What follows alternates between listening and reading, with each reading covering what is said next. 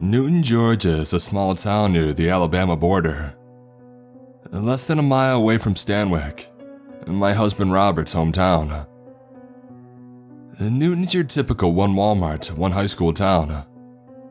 People are friendly, and every November, the weather starts getting a little cooler. But there's also quite a bit of history in Newton as well. Some of it ugly, some interesting. But recently, we've started getting some new history in the small town. A dark notoriety. You see, Newton was a quiet, all-American town. Well before it became home to the day stalker. The police and press didn't know anything about the killer. For all we know, the stalker could have been male, female, or whatever. It didn't matter. There were no clues. Just a bizarre MO. A victim that always went missing in the daytime. All of the victims are suspected to have been taken during the day, morning and afternoon or evening.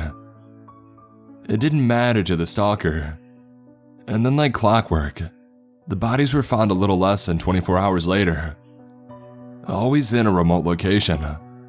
Always in the daytime. It turns out the stalker was a pure sunrise-sundown serial killer. The murders had been piling up for about a year now. A year of panic and turmoil. And yes, the media went freaking nuts. We had national and local affiliates patrolling the town like a swarm of buzzards. All of them rude as hell. I dealt with the chaos for a while. After all, I was one of the local beat writers for the Rockdale Citizen, our bi-weekly paper. Well, I should say that I was a writer for them. The intrusive invasion of all these pretentious reporters killed my action. All anybody ever wrote about was the day stalker, and these national writers all had a hell of a lot more resources than I did.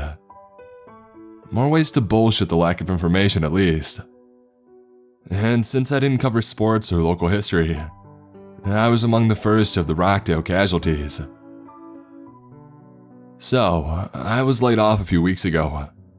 I guess Rockdale figured they'd let the big boys cover the day stalker.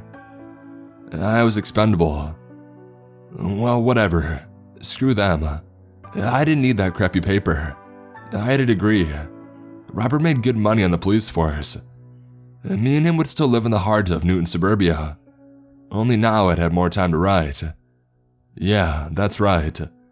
Local Newton reporter Michelle Lenz was now going to become a world-famous novelist. Or at least, I was going to make my umpteenth attempt at it. Most importantly though, I know I had more time with my son Billy. Billy was 8 and scared shitless by the stalker coverage. I couldn't blame him considering the fear that swept over the community like a thick fog. And like in a thick fog, we couldn't see who the killer was. We didn't know who'd be next. And even in the daytime, we had no idea when the stalker would strike again. Regardless of all the press, us Newtonites felt totally isolated. Nothing more than helpless pawns for this news story. During the long layoff, I spent more time with Billy. I think having me around comforted him. Gone were those long nights working spent at the office or covering local elections. Shit, I could even pick up Billy from school on time without having him to wait around over an hour like an embarrassed orphan. And now Billy and I were closer than ever. While Robert was stressed and overworked with the other officers, I became like both mother and father for Billy. Both the nurturing mama and the devoted daddy. We'd even play catch together in those cool autumn evenings. From what I saw, my constant unemployment gave Billy constant reassurance. Constant safety from the plague of unease brought upon us by the stalker and the stifling media.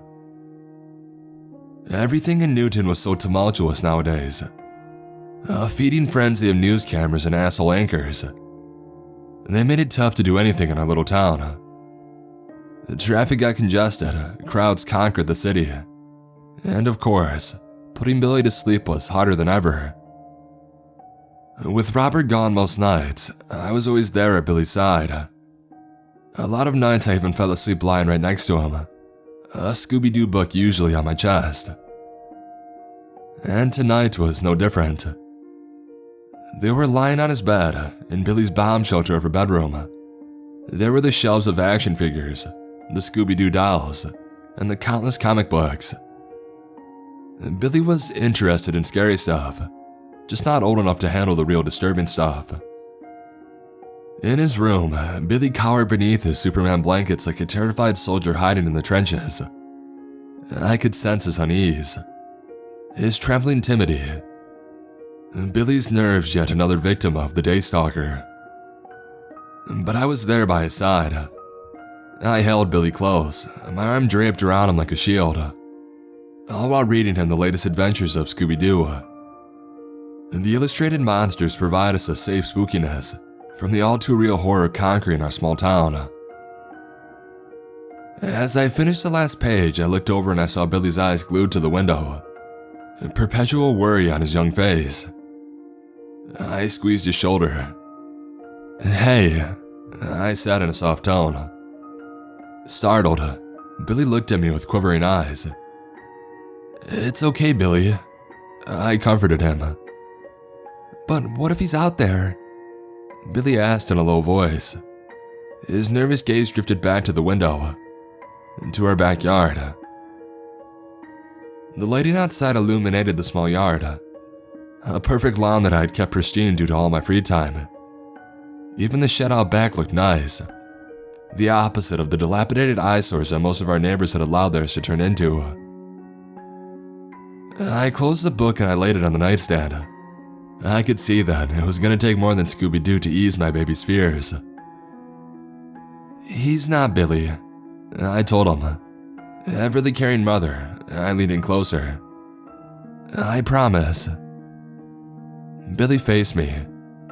He could see the confidence radiate off my warm smile. "He won't get you at night," I said to him. I rubbed Billy's shoulder. "The day stalker only comes out in the daytime, remember?" "Yeah," Billy said, his voice still full of trepidation. I kissed his forehead, like a lifetime mom's kiss, only mine was sincere. "You're safe at night, sweetie. I promise you, you are." Silent, Billy just looked at me with his big bright eyes. "Ain't no one gonna get you," I continued. I pinched Billy's cheeks. "Not as long as I'm here." "But what about in the daytime?" Billy asked in a tremble. "What about it?" Like a paranoid scout, Billy stole another glance out the window. "What if he gets me in the daytime?" Grinning, I pulled him in closer. "Sweetie, you'll be in school." I followed his gaze out the window, out at our lovely lawn. "And when you're not, I'm with you. Okay? Mommy's gonna be here a lot now. I'm gonna take you to school and take you back home." My playful hands threatened to tickle Billy. He couldn't help but laugh as he leaned in towards me.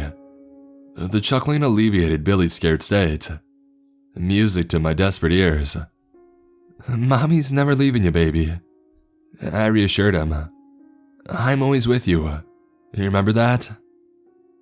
"I know." His lingering smile relieved me. Even a weak smile was better than seeing your 8-year-old son so dominated by unease. "And Daddy will protect us too. You know he's tough. Like you." With the confidence of Wonder Woman, I strengthened my hold on Billy, showing off my physical and emotional strength. "You got that right." Right before I could give him another kiss, Billy's small hand blocked me. "But Mom." "Yes?" "What about Jody?" he said, his voice a mere whimper, like he was asking a question he wasn't sure he wanted the answer to, like he didn't want the answer. "Jody?" I asked, keeping my smile. "That girl from school?" "Yeah." He peeked out the window. I'm worried about her. He faced me. Is she gonna be safe too? Supportive, I cradled Billy in my arms. Yes, and this time I did tickle him. I promise you, Jody will be fine. Billy giggled like a grade school maniac, so much so that he almost fell off the bed. Grinning, I held him steady in my arms. Jody's safe, okay? Both of you are. Still laughing, Billy wrapped an arm around my neck. Okay. Like a victorious mama, I planted a kiss on Billy's soft cheek. Full of joy, we looked on at each other's smiling faces. My job here was done in this arena of toys and superheroes. But deep down, I knew that I had lied. One of the few lies that I'd ever told my son. Less than 30 minutes later, Billy was sound asleep. He had slept heavy too. I could go berserk in that room and he'd never wake up. The cartoons that I left on his flat screen were more effective than a sleeping pill. Billy didn't even budge when I stepped off of the bed. I had left him some juice and cookies in the nightstand. A little something extra in the grape juice, just in case Billy were to wake up in those next few hours. I turned off the light in the backyard, like I always did for these late-night rituals. Dressed in my hoodie and jeans, I walked alone towards the shed. The November coldness did nothing against the warm excitement I felt within. You see, I hadn't told Billy a complete lie. He was safe, and he would always be safe. Unfortunately, I just had to lie about Jody. When she skipped school today, the opportunity was too perfect to pass up. Like when the naive fly just happens to land on that vicious trap. The little girl should have known better. After all, Newton isn't the town for skipping class. Not when the day stalker lurks about on those mornings and afternoons. I stepped inside my shed, trembling with never-ending excitement. My hand managed to lock the door behind me. The hanging small light bulb broadcasted little Jody Mark's line on a table in the back. She was out cold, naked, bound and gagged in duct tape with tight precision, like a patient awaiting surgery. Only there was going to be no drugs to ease the pain. I would awaken her soon enough. I always woke them up before I got started. Behind her awaited all my tools, items on the pegboard and shelves. Knives, spades, and hammers. All sorts of vicious weapons, all at my disposal. My exhilaration warming me from the shed's coldness, I walked up to the arsenal of weapons. My eager eyes scanned each and every one of them. My touch caressed them. There were so many choices. Throughout my pre-game ritual, I realized no one in the media would ever know that forcing me out of Rockdale had only increased my reign of terror. Back when I was working, I had a tough time with my schedule. Balancing being a mother, a wife, a reporter, and a killer was tough. But now, well, I had all the free time in the world. While Billy was in school, I had all day to do what I wanted to do, to indulge in my sick pleasures. And tomorrow, after dropping Billy off, the police would discover what was left of Jody's body. Like a musician releasing a surprise album, I would dump her corpse somewhere to continue the circus. My world tour of slaughter, and everyone would still fear me. They would still be terrified of the Daystalker. And through it all, Billy would always be safe. That much was true. Our relationship would never suffer. I may hurt others, but I would never dare hurt him. I love Billy. While he may forever live in fear of the Stalker, he'll forever love me. Finally, I settled on my sharpest garden spade. In the blade's reflection, all I saw was my wide smile. My Daystalker face. Like a demented child at Christmas. Only I was gonna have much more fun. Holding the weapon, I looked over at Jody. In just a few moments, I would wake her.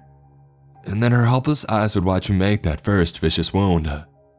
Her scream suppressed. her body trapped. Sure, I was the day stalker. I collected my victims during those long afternoons, and I would dispose of their bodies early in the morning. But the real work, the real fun part always happened at night.